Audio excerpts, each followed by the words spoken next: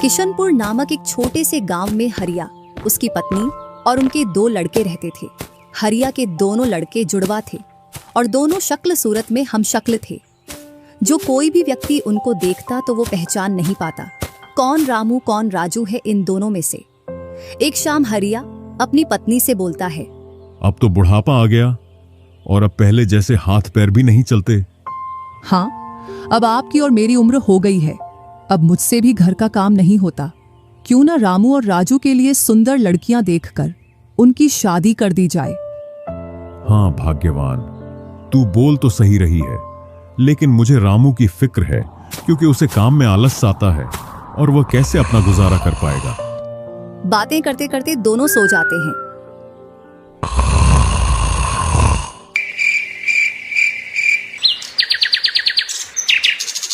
और सुबह उठकर हरिया रामू राजू से बोलता है, तुम दोनों खेतों पर चले जाना और एक खेत को खोद आना जिसमें मैं आकर बीज बो दूंगा। और आज मैं अपने दोस्त से मिलने के लिए पास ही के गांव में जा रहा हूं। 2 दिन में लौट कर आऊंगा। हरिया तैयार होकर दूसरे गांव की ओर निकल जाता है और रामू राजू भी खेतों की ओर चल देते हैं। दोनों खेतों में जाकर काम करने लग जाते हैं। रामू ठहरा कामचोर, वह थोड़ी देर काम करने के बाद एक पेड़ की छांव में जाकर लेट जाता है। इधर राजू को सुबह से शाम हो जाती है और वह आधा खेत खोद देता है।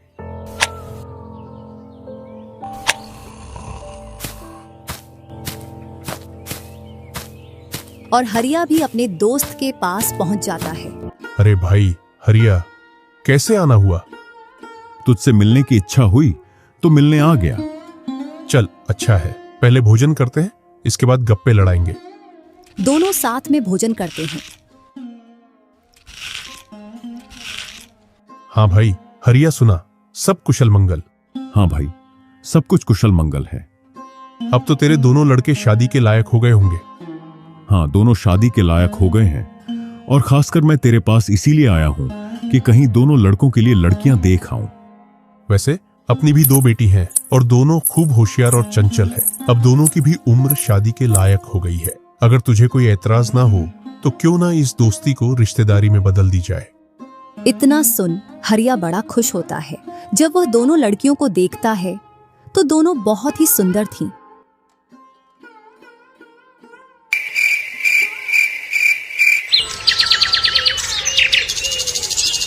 सुबह होते ही हरिया अपने दोस्त से बोलता है, मैं जल्द ही मेरी बहुओं को लेने आऊंगा। इतना बोलकर हरिया अपने गांव की ओर चल देता है। इधर रामू और राजू भी अपने खेतों पर काम करने के लिए आ जाते हैं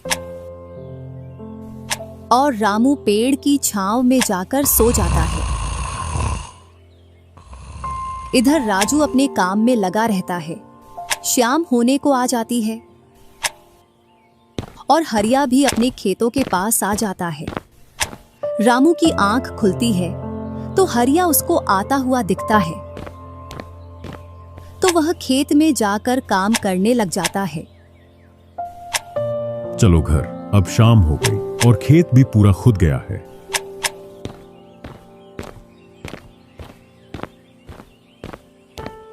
तीनों साथ में घर पहुंच जाते हैं। हरिया अपनी पत्नी और दोनों लड़कों को बताता है कि वह इन दोनों की सगाई पक्की कराया हूं।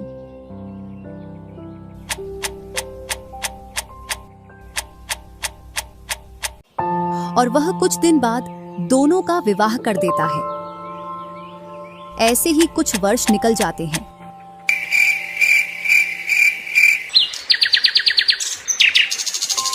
हरिया और उसकी पत्नी का स्वर्गवास हो जाता है और दोनों भाई जमीन और घर का बंटवारा कर लेते हैं। रामू अपने आलसी पने की वजह से खेतों में काम करने नहीं जाता और दिन भर घर में ही पड़ा रहता। इधर राजू अपने खेतों में दिन रात मेहनत करता है, जिससे रामू और राजू की फसलों में अंतर स्पष्ट दिखाई देता है। एक दिन रामू राजू से बोलता है, तूने अच्छा खेत रख लिया और मुझे यह खराब खेत दे दिया। जिससे तेरी फसल अच्छी हो रही है और मेरी फसल कमजोर। कोई ना, अगली फसल पर खेत बदल लेंगे।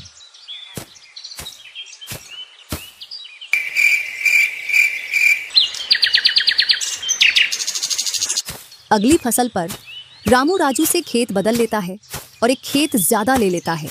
फिर भी राजू खुशी खुशी उसे खेत दे देता है। राजू के हिस्से में जो खेत थे उनमें फिर से वह दिन रात मेहनत करता। इधर रामू कभी काम करता तो कभी काम नहीं करता। रामू के पास बीज खरीदने के भी पैसे नहीं थे, तो वह पैसे लेने के लिए जमींदार के यहाँ चला जाता। जमींदार जी, कुछ पैसे उधार चाहिए थे, जिससे मैं अपने खेतों के लिए बीज ले आता और फसल आने पर मैं आपको पैसे लौटा देता। क्यों नहीं भैया, लेकिन आपको 2% ब्याज देना पड़ेगा। जी जमींदार जी, मैं ब्याज दे दूंगा। जमींदार रामू को पैसे दे देता है और रामू उनसे कुछ बीज लाकर अपने खेतों में बो देता है। इधर राजू अपनी फसल की रोज देखभाल करता और रामू बोकर आया उसके बाद से अपनी फसलों को देखने के लिए भी नहीं गया। वहीं अपने घर में पड़ा रहता और दिन रात सोता रहता।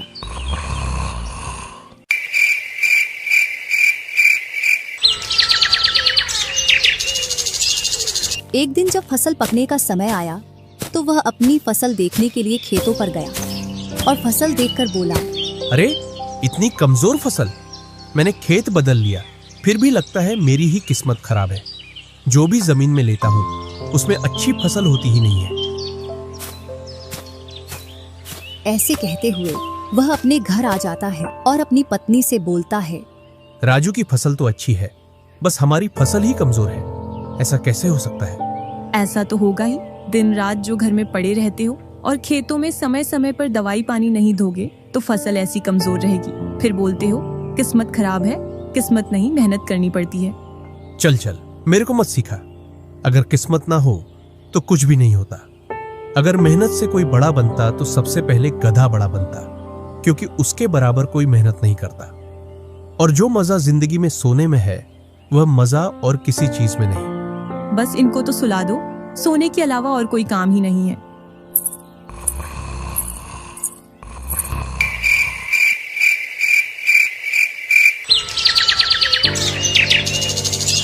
कुछ दिनों बाद जब फसल निकली तो राजू की फसल रामू से दोगुनी निकली, जबकि उसकी जमीन रामू से कम थी। रामू फसल को देखकर बोलता है, इस फसल को बेच कर आऊं या खाने के लिए रखूं? इधर जमींदार जी को भी पैसे देने हैं। अब इतनी सी फसल से कैसे काम चलेगा पता नहीं।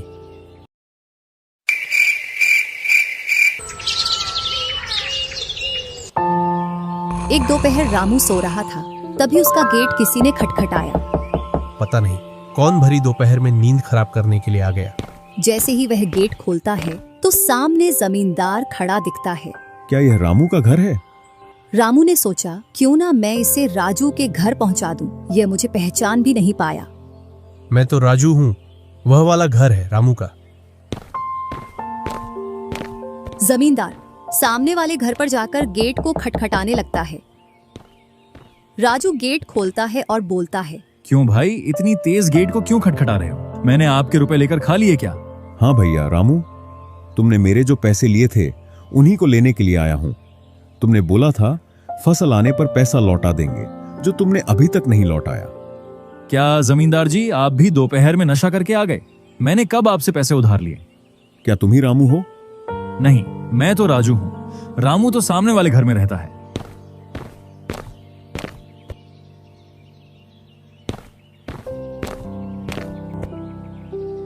भरी दोपहरी में जमींदार का सर चकरा जाता है और वह अपने घर चला आता है और घर पहुंचकर मुनीम से बोलता है, ऐसा लगता है मुझे कि जो पैसे रामू के दिए थे वह पैसे अब लौट कर नहीं आने वाले। क्यों, ऐसा क्या हुआ जो पैसे वापस नहीं आ रहे हैं? रामू और उसका भाई दोनों हमशक्ल हैं और दोनों बोल रहे हैं कि रामू वह है, रामू वह है। और उन दोनों ने दोपहर भर मुझे इस घर से उसे घर दौड़ाया।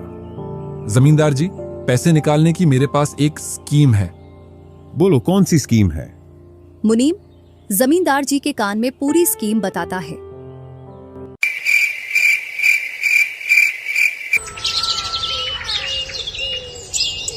दूसरी सुबह जमींदार, मुनीम और दो आदमी जिनके हाथ में लाठी थी, चारों लोग रामू के घर की ओर चलते हैं।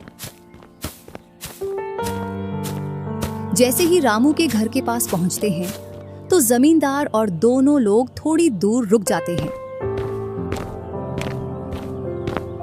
अरे रामू भैया, बाहर निकलो, मैं पास ही के गांव से आया हूँ। जरूर जमींदार होगा, मैं आज गेट खोलूंगा ही नहीं। मैं तुम्हारी ससुराल से आया हूँ। तुम्हारे ससुर साहब ने तुम्हारे लिए कुछ रुपए और कुछ आभूषण भेजे हैं, क्योंकि बुढ़ापे की वजह से उनसे यहाँ तक आने की नहीं बन पा रही थी, इस वजह से उन्होंने मुझे भेजा है। इतना सुन रामू के मन में लालच आ जाता है और वे फटाक से गेट खोल देता है। कहाँ है पैसे और धन? क्या तुम्हारा ही नाम रामू है? हाँ, मेरा ही नाम रामू है। कहाँ है धन? यही पास में रखा है, चलो दोनों उठा लाते हैं। वह मुनीम के साथ चल देता। थोड़ी दूर चलने के बाद मुनीम जमींदार जी को बुला लेता है। जमींदार और दोनों लोग रामू के पास आ जाते हैं। लाओ मेरे पैसे लौटाओ, ब्याज समेत। मैंने आपसे पैसे नहीं लिए। ये ऐसे नहीं मानेगा। अब तुम दोनों के हवाले करता हूं, तुम चाहे जैसे इससे पैसे निकालो। और दोनों आदमी रामू को लठ से मारते हैं। रामू चिल्लाता हुआ, अरे भाई रुको, अरे भाई रुको, मत मारो, अरे भाई रुको, मत मारो। इधर वह दोनों रामू में दे लठ लठ बरसा रहे थे। तभी राजू गेट खोलकर देखता है तो रामू पर कुछ लोग लठ से वार कर रहे थे। तो वह दौड़कर उनके पास आता है और बोलता है, अरे भाई रुको। इस रामू ने आज से 5 महीने पहले मुझसे पैसे लिए थे। जब लौटाने की बारी आई तो बहाने कर रहा था। कितने पैसे हैं? 2000। रुको मैं लाता हूँ।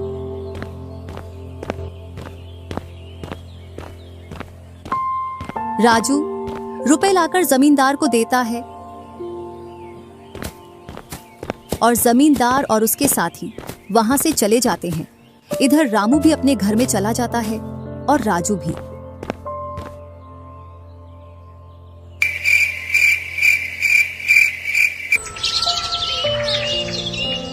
कुछ दिनों बाद दोनों भाई अपना अपना खेत खोदने के लिए खेतों पर पहुंच जाते हैं। इधर खेत खोदते खोदते राजू दौड़ते हुए रामू के पास आता है और बोलता है, देखो मुझे खेत में क्या मिला है। राजू के हाथ में हीरा देखकर रामू के मन में लालच आ जाता है और वह मन ही मन सोचता है, इसके खेत में तो और भी हीरा हो सकते हैं। क्यों ना मैं इसको मेरा वाला खेत दे दूं और इसका खेत में रख लूं, जिससे मेरे पास भी बहुत सारे हीरे हो जाएंगे। मैं क्या बोल रहा था, क्यों ना तू मेरे वाले खेत पर फसल कर ले और मैं तेरे वाले पर। इतने दिनों से तू कम जगह पर कर रहा था। और रामू राजू वाले हिस्से को खोदने लग जाता है।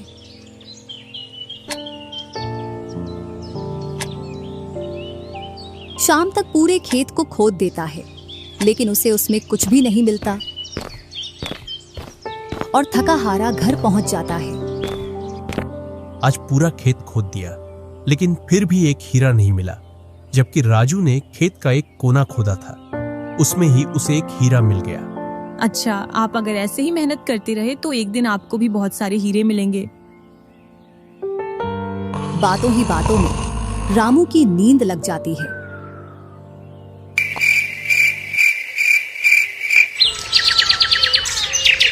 और जब सुबह होती है तब वह बोलता है, आज जैसी नींद मुझे कभी नहीं आई। हाँ, अगर तुम ऐसे ही मेहनत करते रहे तो आपको रोज ऐसी नींद आएगी। और रामू उसे वर्ष राजू की तरह अपने खेतों में मेहनत करता है और दोनों की फसलें बराबर निकलती हैं, जिससे रामू के चेहरे पर अलग ही चमक दिखती है। एक दिन चारों लोग साथ में बैठकर खाना खा रहे थे। क्या सच में उस दिन खेत में से हीरा निकला था? हाँ भैया, निकला था ना। जो आज आपके घर में, उसकी वजह से कई सारे हीरे रखे हैं। इतने में ही रामू की पत्नी बोलती है, वह तो नकली था, आपसे काम करवाने के लिए। इसी प्रकार बातें करते करते चारों लोग अपने अपने घरों में जाकर सो जाते हैं।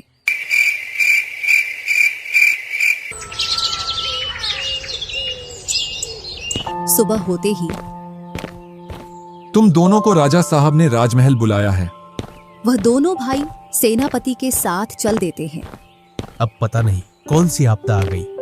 कुछ नहीं, कुछ अच्छा काम होगा, तभी तो हमें बुलाया है। दोनों राजा के पास पहुंच जाते हैं। हमने सुना है इस वर्ष तुम्हारी फसल सबसे अच्छी निकली है और आपने इस बार सबसे ज्यादा राजकोष में कर दिया है। इसी का आप दोनों को इनाम दिया जाता है। दोनों भाइयों को आपके गांव में इनाम के रूप में दुगनी जमीन दी जाती है।